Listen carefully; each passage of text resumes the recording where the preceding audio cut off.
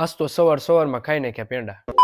રામ રામ ડાયર, અને આજથી હું મિની બ્લોગ બનાવવાની શરૂઆત કરું છું. તો જે લોકો મને ઓળખે છે ને સપોર્ટ કરજો પાછા. અને પછી આપણે આવી ગયા મેરડી માના મઢે દર્શન કરવા, અને દર્શન કરી લીધા. અને આજે મારા કાકા લાવ્યો હતો નવો ટેમ્પો, તો એનું કરી નાખ્યું મુહૂર્ત. અને એની ખુશીમાં ખાઈ નાખ્યા ખાંભણાના પ્રખ્યાત બાજાર આઈસિંગ પેંડા. અને પછી આપણે ટેમ્પો હાંકીને જોઈ લીધું ટેમ્પો બરોબર તો છે ને. અને પછી આપણે નીકળી ગયા ગાડી લઈને ગામમાં આંટો મારવા, કારણ કે આપણે જ ધ્યાન રાખવું પડે ને કે ગામમાં શું નવું જૂનું થાય છે. અને પછી આપણે પહોંચી ગયા મહારાજા પાન કોર્નરે. અને આ છે મારો ભાઈબંધ અજય, અને અજય બહુ સારો માણસ છે. અને આ છે જીતો, અને આ છે જીતાની દુકાન. અને મને મળી ગયો વિવેક, અને વિવેક હારે કરી નાખ્યા રામ રામ. અને આ છે મારા ગામના રસોઈયા સંજયભાઈ, અને એમની હારે કરી નાખ્યા રામ રામ. અને ત્યાં તો ચોથા મામા લઈને આવી ગયા કેરી, અને મામા કે ભાણા આપણે કેરી જોઈ લે કેમ છે. અને આપણે ચારે બધું જોઈને કીધું મામા ઓકે. અને પછી આપણે ટેમ્પો લઈને પહોંચી ગયા ખાતરની દુકાને, અને ખાતરની દુકાનેથી ખાતરનો ઠેલો લઈને ઉપડી ગયા ઘર બાજુ. બધું કામ પતાવીને ઉપડી ગયા પાછા આપણે દુકાન બાજુ. અને દુકાને પહોંચીને આપણે ચડાવી દીધો ચાનો કોટો, કારણ કે ચા વિના તો આપણે ચેન પડે નહીં.